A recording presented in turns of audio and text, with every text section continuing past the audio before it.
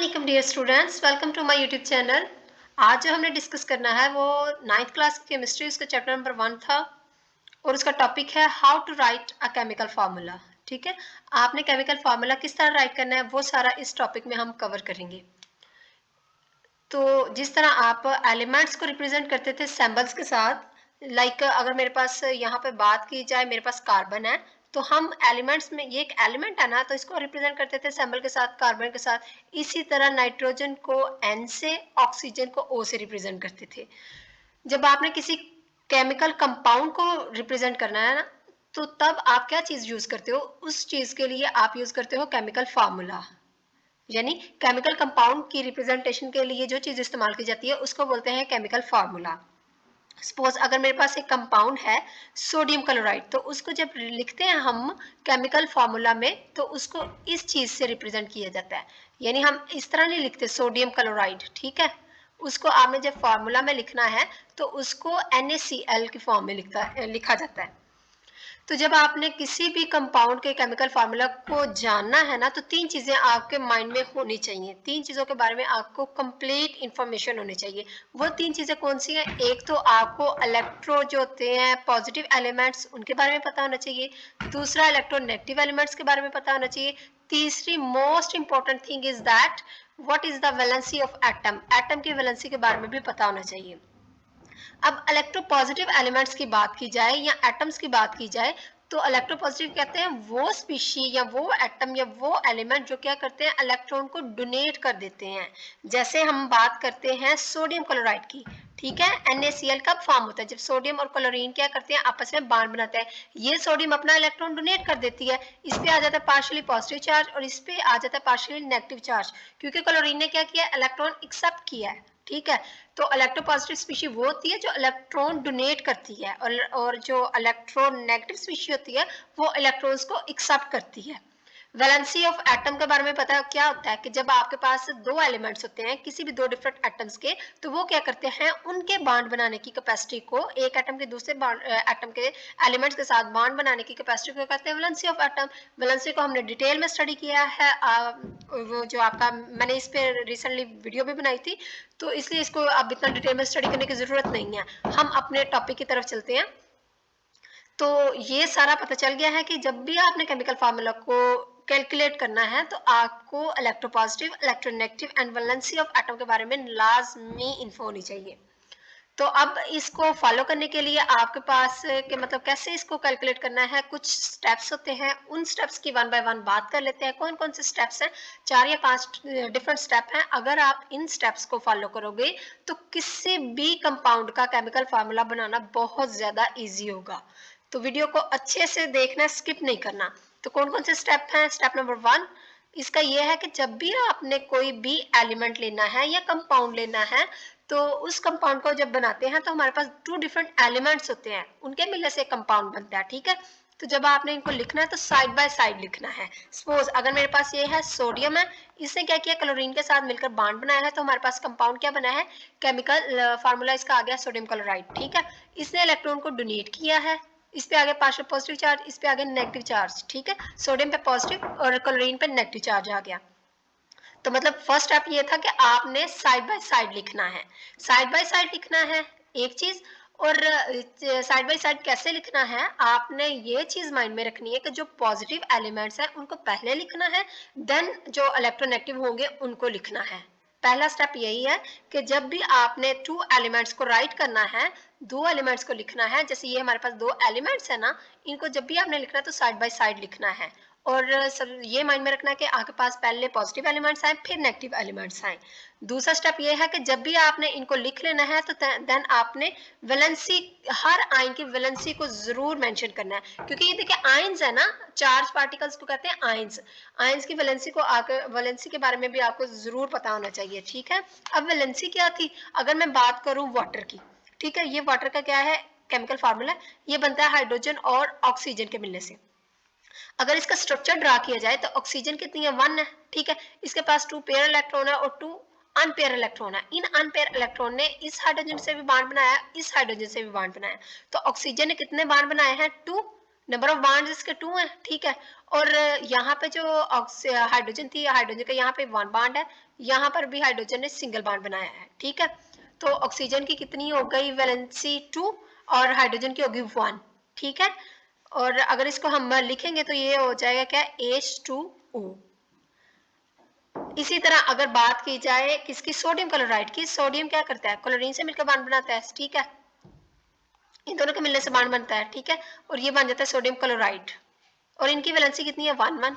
Single single bond बनाते हैं, इनकी वैलेंसी कितनी है, 1 1। तो इसको लिखने की इसकी जरूरत नहीं है।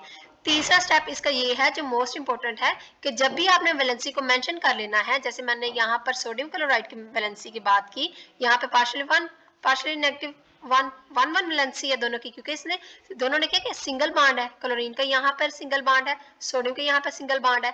तो जब भी आपने वैलेंसी को मेंशन कर लेना है तो फिर आपने इन वैलेंसीज का क्या करना है, क्रॉस मल्टीप्लाई करवा देना है। क्रॉस मल्टीप्लाई इनको ऐसे करवाना है कि जो आपकी सोडियम की वैलेंसी है वो क्लोरीन के बॉटम के साथ मल्टीप्लाई हो जाएगी और क्लोरीन की जो वैलेंसी है वो सोडियम के बॉटम के साथ चली जाएगी। ये तो हो गया in case of same elements है ना, सेम एटम्स की अगर वैलेंसी होगी। तो अब इनका हम अगर क्रॉस करवाएंगे, सपोज ये मेरे पास सोडियम है और ये क्लोरीन है, ठीक है। मैंने इनका क्रॉस करवा दिया है, इनका अगर हम क्रॉस करवाएंगे तो इसकी वैलेंसी यहाँ आ जाएगी, इसकी यहाँ पर, तो वैलेंसी तो सेम है, लिखने की जरूरत नहीं है, सोडियम क्लोराइड।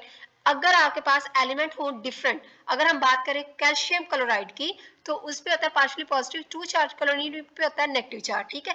अब इसने क्या करना है, इसके साथ इसके बॉटम के साथ मल्टीप्लाई करवा देना और इसके बॉटम के साथ हमने मल्टीप्लाई करवा देना कैल्शियम को, तो वैलेंसी क्या बन जाएगी, CaCl2। तो ये आपके पास आ जाएगा कैल्शियम क्लोराइड। इसी तरह अगर वाटर की बात की जाए तो वाटर में क्या होता है, मैंने पहले भी बताया कि 2 हाइड्रोजन होते हैं और 1 ऑक्सीजन होती है, ठीक है। हाइड्रोजन पे होता है पॉजिटिव चार्ज 1 और क्लोरीन पे होता है नेगेटिव चार्ज 2। अब ये यहाँ पे चली जाएगी, ये यहाँ पर, तो H2O ये इसकी क्या हो जाएगी, वैलेंसी, ठीक है। तो इसको हमने मल्टीप्लाई करवा दिया क्रॉस। अब अगर बात की जाए, ये तो ठीक है सेम एलिमेंट्स की, तो कहते हैं अगर आपके पास आपकी बुक में एक लास्ट वाला स्टेप है 4 वाला, कि ये बात की है कि अगर आपके पास सेम वैलेंसी होगी तो उसको लिखने की जरूरत नहीं है। जैसे मैंने बात की थी सोडियम क्लोराइड की, उसको बाद मेंशन जब किया था कि सोडियम क्लोराइड को लिखा था तो हमारे पास NaCl आ गया था, क्योंकि दोनों की वैलेंसी सेम थी। इसी तरह अगर आपके पास डिफरेंट वैलेंसीज होंगी, जैसे कैल्शियम क्लोराइड की बात की, तो उसको लिखने की जरूरत है, ठीक है। सोडियम क्लोराइड की लिखने की जरूरत नहीं है, लेकिन अगर आपके पास डिफरेंट एलिमेंट्स होंगे तो उसको मेंशन करने की जरूरत है। अगर कहते हैं आपके पास दो या दो से ज्यादा आयंस कंबाइन करते हैं किसी भी एटम के, तो क्या होता है उसमें हमारे पास डिफरेंट केस होते हैं, डिफरेंट सिचुएशन होती है। सपोज आपके यहाँ बुक पे एग्जांपल दिया है 5th वाले स्टेप में, आपके पास आयंस दिए हैं, फास्फेट का आयन दिया है, ठीक है, और साथ में आपके पास दिया है सल्फेट का आयन, ठीक है। इन दोनों का रिएक्शन करवाया है। इसमें इन्होंने बताया इसमें क्या होता है आपके पास 2 या मोर देन 2 एटम्स या आयंस होते हैं किसी भी एलिमेंट्स के अंदर। तो इसको अब आपने कैसे राइट डाउन करना है, तो हम पहले बात कर लेते हैं इसमें जो है एल्यूमिनियम सल्फेट की, Al2SO4, ठीक है, और थ्राइस, ये इसका इन्होंने दिया है आपकी बुक में एग्जांपल दी है, ये स्ट्रक्चर इन्होंने, ये इसका केमिकल फार्मूला दिया है। अब आपने इसको बनाना कैसे है उसको समझ लेना आपने गौर से, क्योंकि अगर आप एक को अच्छे से समझ लोगे ना तो बाकी को समझना भी आसान होगा, ठीक है। तो अगर बात की जाए एल्यूमिनियम सल्फेट की, तो यहाँ पे सल्फेट में जो आयंस होते हैं ना उसकी वैलेंसी है -2, ठीक है।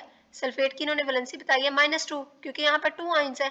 इसी तरह मतलब इसने अब 2 हमने जो है एल्यूमिनियम लेने हैं और 3 सल्फेट के हमने ग्रुप लेने हैं। तो इसको बना लेते हैं, कैसे बनाना है, ठीक है।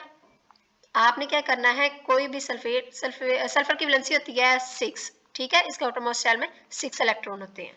इसी तरह दूसरा यहाँ पे मैं ग्रुप ले लेती हूँ सल्फर का, double bond O single bond O, यहाँ पे पार्शियल नेगेटिव नेगेटिव चार्ज आ जाएंगे, ठीक है। इन्होंने बॉन्ड बनाना है, कैसे बनाना है वो भी हम देख लेते हैं। Sulphur double bond O single bond और यहाँ पे सिंगल बॉन्ड। अब हमारे पास 2 एल्यूमिनियम है, Al2 है ना, सल्फर के तो 3 मैंने लिख लिए हैं ग्रुप, एल्यूमिनियम के 2। अब एल्यूमिनियम का यहाँ पे एक, सपोज मैं एक रेडिकल इसका यहाँ पे लिख लेती हूँ एल्यूमिनियम का, ठीक है, और एक यहाँ पर। अब एक जो है आपके पास एल्यूमिनियम इस ऑक्सीजन के साथ मिलकर बॉन्ड बनाएगा, एक इसके साथ मिलकर बॉन्ड बनाएगा। एक एल्यूमिनियम इसके साथ मिलकर बॉन्ड बनाएगा, दूसरा एल्यूमिनियम इसके साथ मिलकर बॉन्ड बनाएगा, ठीक है, और एक एल्यूमिनियम इसके साथ मिलकर बॉन्ड बनाएगा। तो एल्यूमिनियम ने कितने बॉन्ड बना लिए हैं आपके पास, और एक एल्यूमिनियम ये तीन तीन बॉन्ड बन गए इसके, ठीक है। तो एल्यूमिनियम पे कितना चार्ज आ गया है, एल्यूमिनियम पे आ गया है 3, ठीक है। और सल्फर के कितने बॉन्ड बने हैं, सल्फर के तो 2 हमने यूज किया ना ग्रुप, इनके साथ बॉन्ड बनाया, तो SO4R-2, ठीक है, ये सल्फेट आयन इसकी बात कर रहे हैं, ठीक है। और एल्यूमिनियम ने यहाँ पर 3 बॉन्ड बना लिए। अब इसका हमने करवा देना है, क्रॉस मल्टीप्लाई करवा देना है। अब ये इसके साथ मल्टीप्लाई हो जाएगा और ये यहाँ पे चला जाएगा, तो हमारे पास क्या आ जाएगा, Al2SO4 एज इज इट, और ये जो 3 यहाँ पर है इसकी वैलेंसी यहाँ पर आके बन जाएगा, इसका जो है पावर बन जाएगी। तो हमारे पास स्ट्रक्चर आ गया है क्या, एल्यूमिनियम ट्राइसल्फेट का, ठीक है, या एल्यूमिनियम सल्फेट का। समझ आ गई यहाँ पर कि कैसे इसको बॉन्ड बनाना है। इसी तरह एक और एग्जांपल की बात की है, आपकी बुक पे एक और एग्जांपल है, उसमें उन्होंने दिया है फास्फेट आयन, ठीक है, फास्फेट आयन की बात की है, PO4-3 की, ठीक है। आपके बुक में ये एग्जांपल है। फास्फेट में जो होती है ना, इसके आउटरमोस्ट शेल में होते हैं 5 इलेक्ट्रॉन्स होते हैं, ठीक है, 5 इलेक्ट्रॉन होते हैं इसके आउटरमोस्ट शेल में। अब क्या है, कैल्शियम फास्फेट बनना है, कैसे, अब इसको देख लेते हैं। मतलब हमने स्ट्रक्चर जो बनाना है वो है CA3PO4 ट्राइस, ठीक है, ये आपने बनाना है। अब कैल्शियम के फास्फेट के आउटरमोस्ट शेल में 5 इलेक्ट्रॉन होते हैं। अब इसका स्ट्रक्चर ड्रा कर लेते हैं, 1 double bond O, single bond O, oxygen. और इसी तरह आपके पास हमने फास्फेट के 2 लेने हैं group, 1 double bond O, single bond O और O। अब हमने कैल्शियम सिंगल को अटैच कर देना है बॉन्ड बनाने के लिए। यहाँ से कैल्शियम इसके साथ मिलकर बॉन्ड बनाएगा, इसी तरह एक कैल्शियम इसके साथ मिलकर बॉन्ड बनाएगा, एक कैल्शियम इसके साथ मिलकर बॉन्ड बना देगा। अगर बात की जाए कैल्शियम की, तो कैल्शियम कितने बॉन्ड बना रहा है, 2, ठीक है।